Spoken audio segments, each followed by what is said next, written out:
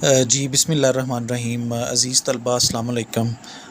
आज हम exercise 4.3 first year की जो है मैथ्स वाला जो चैप्टर है उसकी 4.3 एक्सरसाइज का क्वेश्चन नंबर 3 नेक्स्ट डिस्कस करने जा रहे हैं, जिसमें वो कहता है जी सॉल्व बाय क्रैमर रूल। आपने क्रैमर रूल के थ्रू जो है वो सॉल्व करना है। मैट्रिक में आप लोगों ने ऑलरेडी ये रूल पढ़ रखा है, इसका जो प्रोसेस है वो आप उससे आगाह हैं काफ़ी हद तक।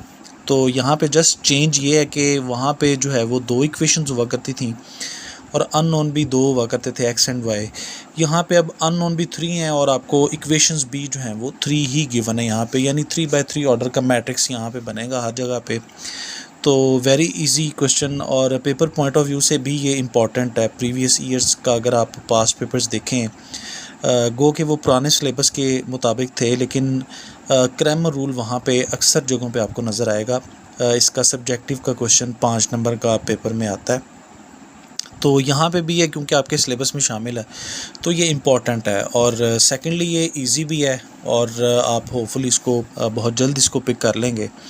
तो इसमें है जी क्वेश्चन नंबर 1 है, जिसमें 3 इक्वेशंस आपको गिवन है। 2x + y - z = 1, x - y + 2z = 3, 3x + 2y + z = 4। तो ये जी 3 इक्वेशंस गिवन है। तो सॉल्यूशन में सबसे पहले आप इन इक्वेशंस को बाकायदा एक दफ़ा लिख लें नेक्स्ट, और उसके बाद आपने अब हेयर डिटर्मिनेंट ए बना लेना जी यहाँ पे आपने। और डिटर्मिनेंट में जो है आप कोएफिशिएंट्स शामिल कर लेते हैं। आपको पता है यहाँ x का कोएफिशिएंट 2 है, y का +1 है, z का -1 है। तो आप 2 1 -1 ये फर्स्ट रो बना लेंगे जी। यहाँ पे डिटर्मिनेंट की डायरेक्ट फर्स्ट रो हमने डिटर्मिनेंट ही लिखना है, मैट्रिक्स बाकायदा लिखने की ज़रूरत नहीं है आपको। और सेकंड जो आपके पास इक्वेशन है उसमें x का कोएफिशिएंट 1 है, y का -1 है, z का 2 है। तो 1 -1 2 ये आप सेकंड रो बना लेंगे डिटर्मिनेंट की।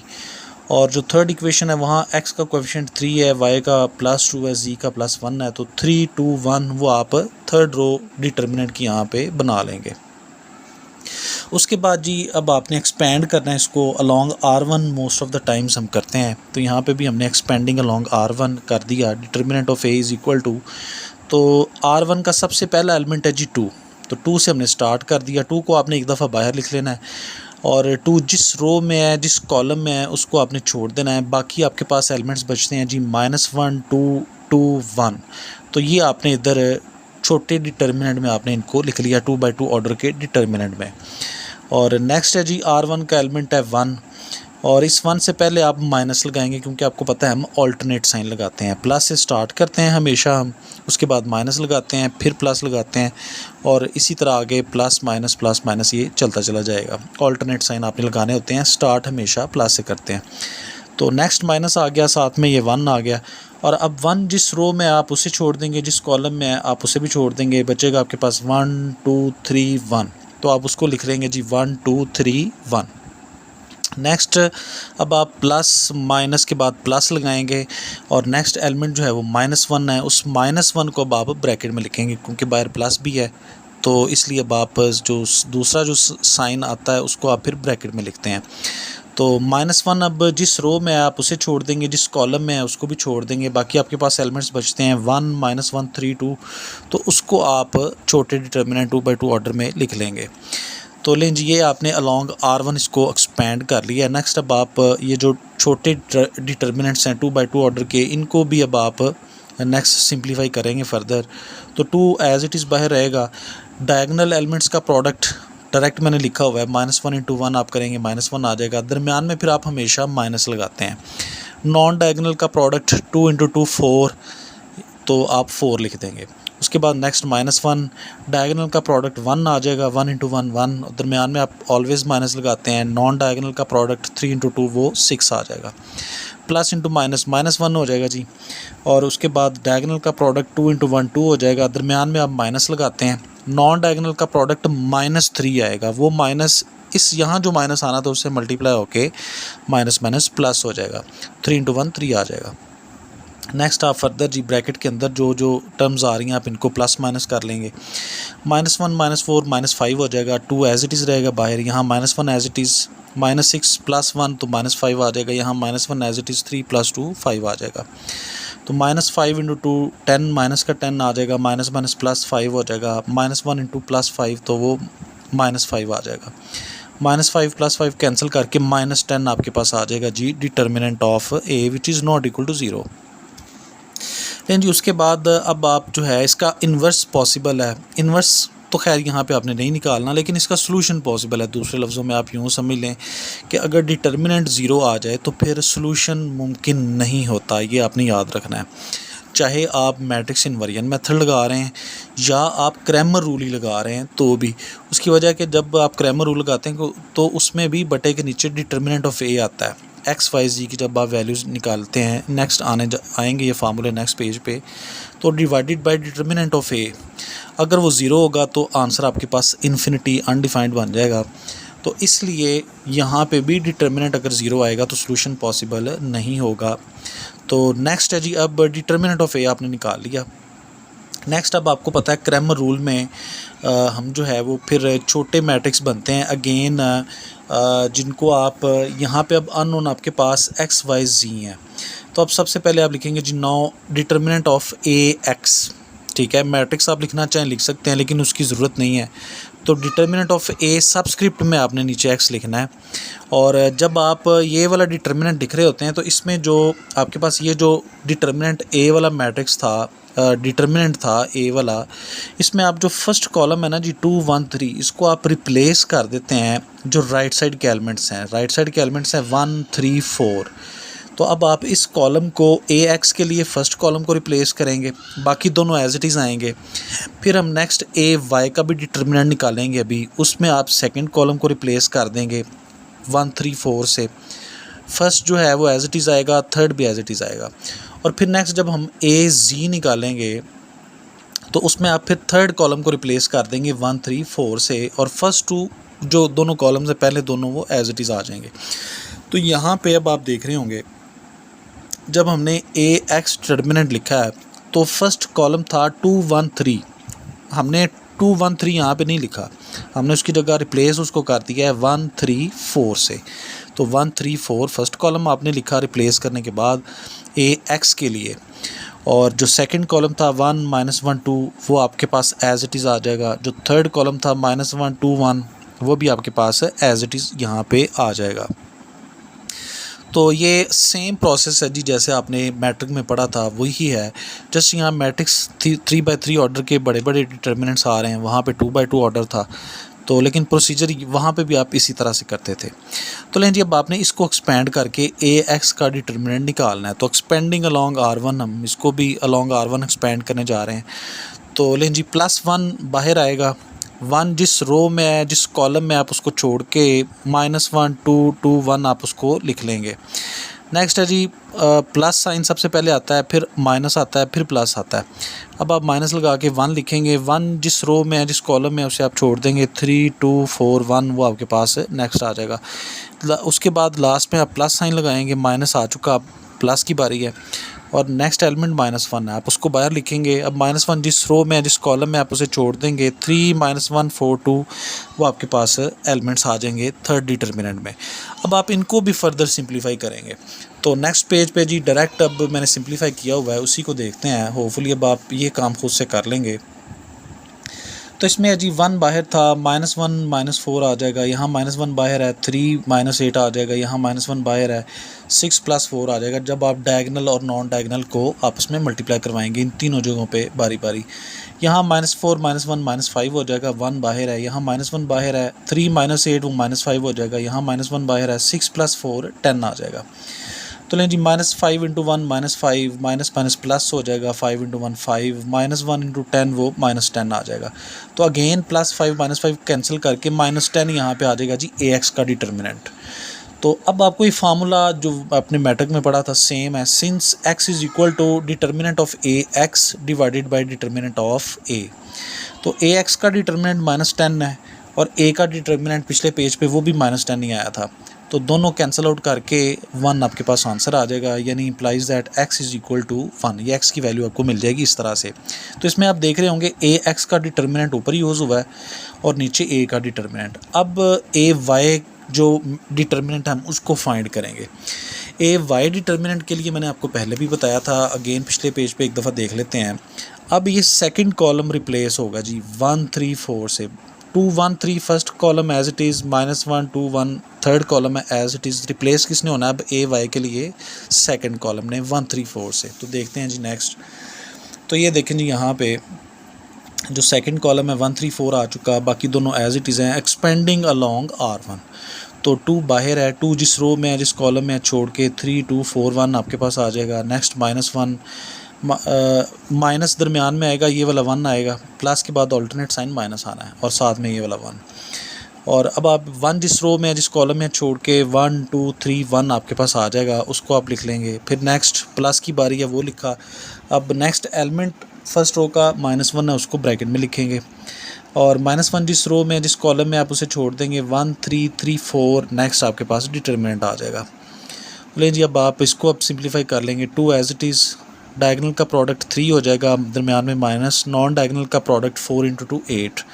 फिर -1 यहाँ डायगनल का प्रोडक्ट दोनों एलिमेंट्स का 1 × 1 1 आ जाएगा, दरमियान में माइनस, नॉन डायगनल का प्रोडक्ट 3 × 2 वो 6 आ जाएगा, प्लस माइनस -1 आ जाएगा।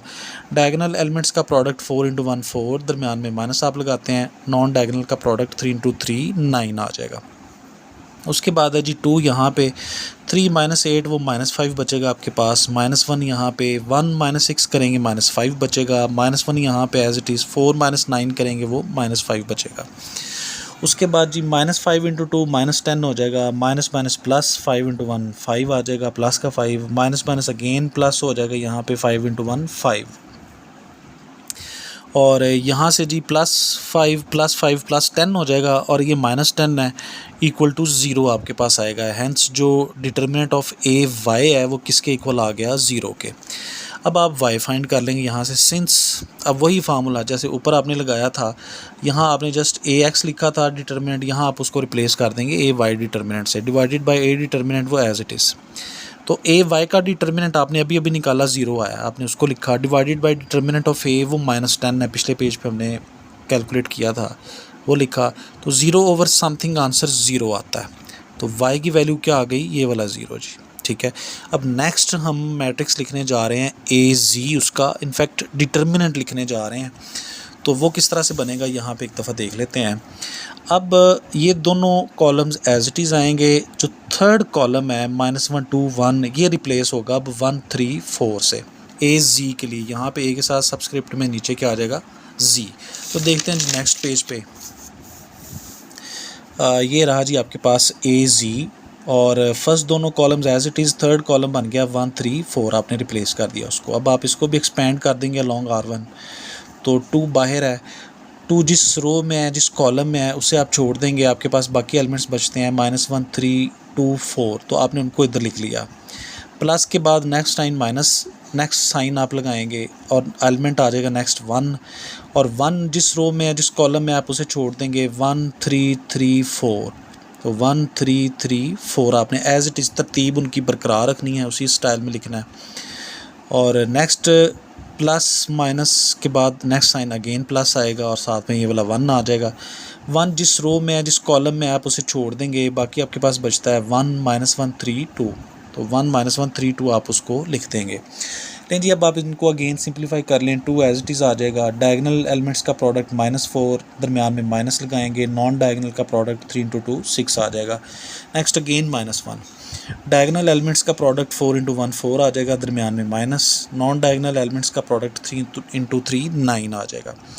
अगेन +1 बाहर, डायगनल एलिमेंट्स का प्रोडक्ट 2 × 1 2 आ जाएगा, दरमियान में आप माइनस लगाएंगे, नॉन डायगनल का प्रोडक्ट -3, वो इस वाले माइनस से मल्टीप्लाई होके ये माइनस माइनस प्लस बन जाएगा। ये प्लस इस तरह से है, मैंने डायरेक्ट लिखा है इसको, 3 × 1 3 आ जाएगा। तो लें जी -4 -6 -10 हो जाएगा, 2 as it is, -1 as it is, -9 है, प्लस का 4 है तो -5 बचेगा, +1 3 + 2 5 हो जाएगा। और नेक्स्ट -10 × 2 -20 आ जाएगा, माइनस माइनस प्लस 5 × 1 5 आ जाएगा, +5 × 1 5। तो प्लस का 10 बन रहा है जी, माइनस का 20 है, तो माइनस का 10 आपके पास बाकी बच जाएगा। डिटर्मिनेंट ऑफ ए जी क्या आ जाएगा? -10। तो अब आप सेम फार्मूले जो पीछे आपने यूज़ किए हैं वो आप अगेन z के लिए अब लिखेंगे, तो ऊपर a z का डिटर्मिनेंट आप लिखेंगे divided by determinant of a। बटे के नीचे तीनों जगहों पे आपने नोट किया होगा डिटर्मिनेंट ऑफ a है, बटे के ऊपर जस्ट चेंज होना है। x फाइंड करने के लिए ऊपर a x का डिटर्मिनेंट, y फाइंड करने के लिए ऊपर a y का डिटर्मिनेंट, z फाइंड करने के लिए ऊपर a z का डिटर्मिनेंट। तो a z का डिटर्मिनेंट आपने -10 कैलकुलेट किया है, डिटर्मिनेंट ऑफ a भी -10 है, दोनों कैंसिल आउट होके आंसर क्या आ जाएगा जी 1। तो z की वैल्यू क्या आ गई, इस तरह से 1 आ जाएगी। तो ले जी हैंस आप जो तीनों वैल्यूज़ आपने फाइंड की हैं वो आप इकट्ठी एक दफ़ा लास्ट में फिर से लिख देंगे। x = 1 आया था, y 0 आया था और z की वैल्यू 1 आई थी। तो ये है जी ऑल अबाउट क्रैमर्स रूल। आपने इसका फर्स्ट पार्ट देख लिया। मैंने यहाँ पे अब नेक्स्ट थर्ड पार्ट सॉल्व किया है। सेम प्रोसेस है, सेम लाइनों पे इसने भी हल होना है और सेकंड पार्ट आप लोगों के ज़िम्मे, आप उसको खुद से कीजिएगा, प्रैक्टिस आपकी वहाँ से हो जाएगी। तो बोलें जी थर्ड पार्ट में अगेन आपको 3 इक्वेशंस गिवन हैं, लेकिन अब अननोन आपके पास x1 x2 x3 है, x y z नहीं है। तो अब आप लिहाजा इनको यूज़ करेंगे, x y z की जगह पे आप x1 x2 x3 अब आप यूज़ करेंगे। फार्मूले प्रोसीजर बाकी सेम है सारा। तो सबसे पहले जी सोल्यूशन में आप next determinant of a direct हमने लिखा है जी, और आप उसमें अब सारे कोएफिशिएंट्स को तरतीब से आप लिख लेंगे। फर्स्ट रो में 2 -1 +1 वो आ जाएंगे जी। सेकंड रो में दूसरी जो इक्वेशन है उसके कोएफिशिएंट्स 1 2 2 वो आ जाएंगे जी। और थर्ड रो के अंदर जो है वो थर्ड इक्वेशन के कोएफिशिएंट्स 1 -2 -1 वो आ जाएंगे जी यहाँ पे। तो ये आपके पास डिटर्मिनेंट ऑफ a।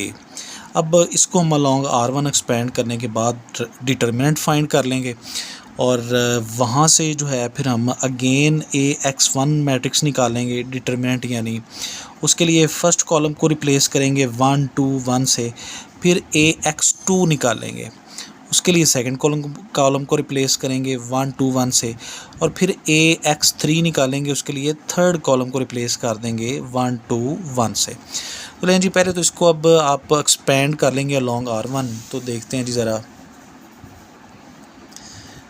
ये रहा जी नेक्स्ट एक्सपेंडिंग अलॉन्ग r1। तो 2 और ये मैंने वही रो छोड़ के कॉलम छोड़ के कॉरेस्पॉन्डिंग बाकी ये बचे। फिर इस तरह नेक्स्ट माइनस लगाया, नेक्स्ट एलिमेंट -1 था, फिर आप -1 जिस रो में कॉलम में छोड़ के तो बाकी ये एलिमेंट्स बचते हैं। फिर जो थर्ड एलिमेंट है वो +1 है, आप उसको लिख लेंगे। अब 1 जिस रो में कॉलम में उसको छोड़ेंगे आप, तो बाकी ये चारों एलिमेंट्स आपके पास आ जाएंगे डिटर्मिनेंट में। अब आप अगेन इनको एक्सपेंड कर लेंगे। 2 बाहर, डायगोनल एलिमेंट्स का प्रोडक्ट -2, दरमियान में माइनस, नॉन डायगोनल का प्रोडक्ट -4 वो दरमियान वाले माइनस से मल्टीप्लाई होके +4 हो जाएगा। माइनस माइनस +1 बन जाएगा जी। डायगोनल एलिमेंट्स का प्रोडक्ट -1, दरमियान में माइनस, नॉन डायगोनल का प्रोडक्ट 2 × 1 वो 2 आ जाएगा। नेक्स्ट है जी +1 और डायगोनल एलिमेंट्स का प्रोडक्ट -2, दरमियान में माइनस, नॉन डायगोनल का प्रोडक्ट वो 2 आ जाएगा। और यहाँ पर आप इनको फर्दर सिंप्लीफाई कर लेंगे जी। प्लस माइनस करें सबसे पहले ब्रैकेट में, 4 -2 करेंगे तो प्लस का 2 बच जाएगा, ये 2 साथ में वैसे ही +1 एज इट इज़, -2 -1 -3 हो जाएगा, +1 एज इट इज़, -2 -4 हो जाएगा। और उसके बाद 2 × 2 4 आ जाएगा, प्लस माइनस -3 × 1 3 आ जाएगा, प्लस माइनस -4 × 1 वो 4 आ जाएगा। तो +4 -4 कैंसिल करके -3 डिटर्मिनेंट आ जाएगा जी a का।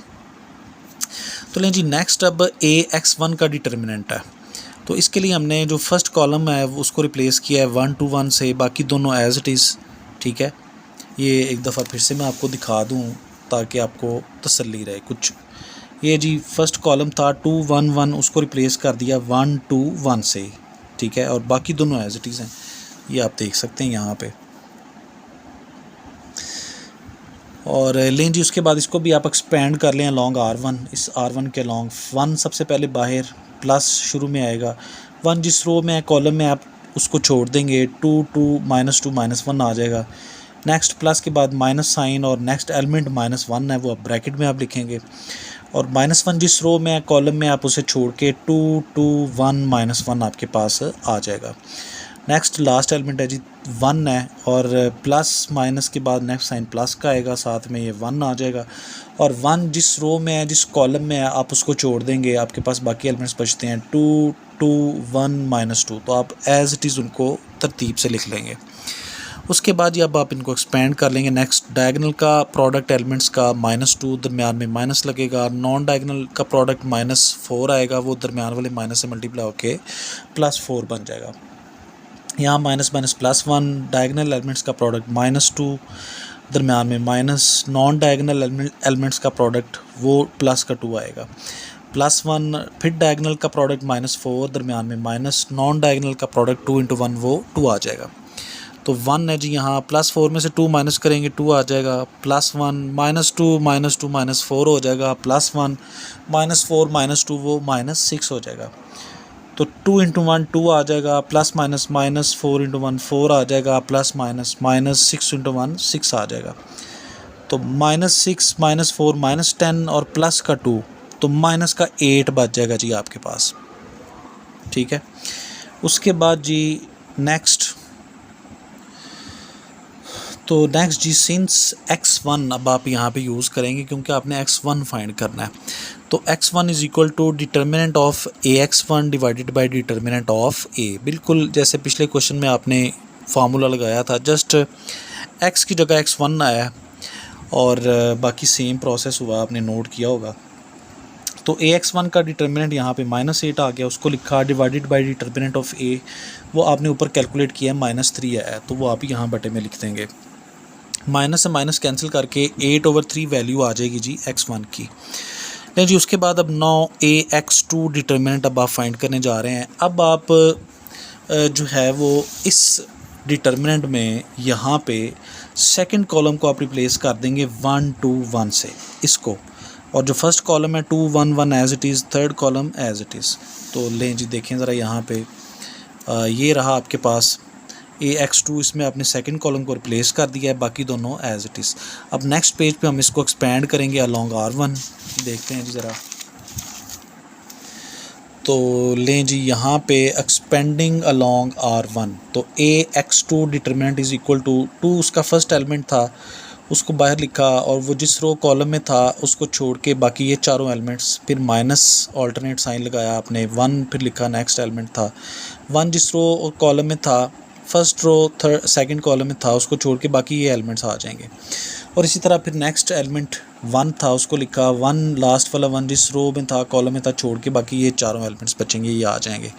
अब आप इनको एक्सपेंड कर लेंगे, 2 बाहर है, डायगोनल एलिमेंट्स का प्रोडक्ट -2, दरमियान में माइनस लगाया, नॉन डायगोनल का प्रोडक्ट वो क्या आ जाएगा, 2 × 1 वो 2 आ जाएगा। फिर -1 डायगोनल एलिमेंट्स का प्रोडक्ट -1, दरमियान में माइनस, नॉन डायगोनल का प्रोडक्ट 2 × 1 वो 2 आ जाएगा।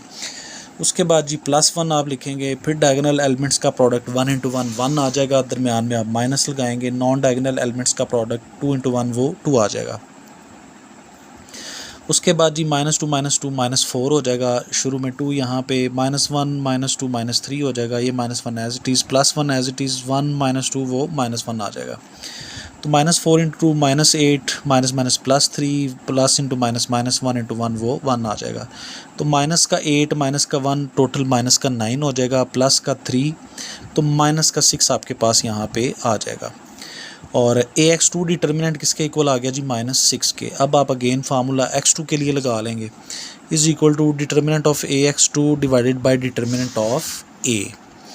तो ax2 अब का आप डिटर्मिनेंट ऊपर लिख रहे हैं, आप नोट कर रहे होंगे, पिछले क्वेश्चन में x y z था, तो x फाइंड करने के लिए ax का डिटर्मिनेंट ऊपर, नीचे a का डिटर्मिनेंट, y निकालने के लिए a सबस्क्रिप्ट में y था, उसका डिटर्मिनेंट नीचे a का, और इसी तरह z निकालने के लिए a z सबस्क्रिप्ट में था, उसका डिटर्मिनेंट डिवाइडेड बाय a का डिटर्मिनेंट।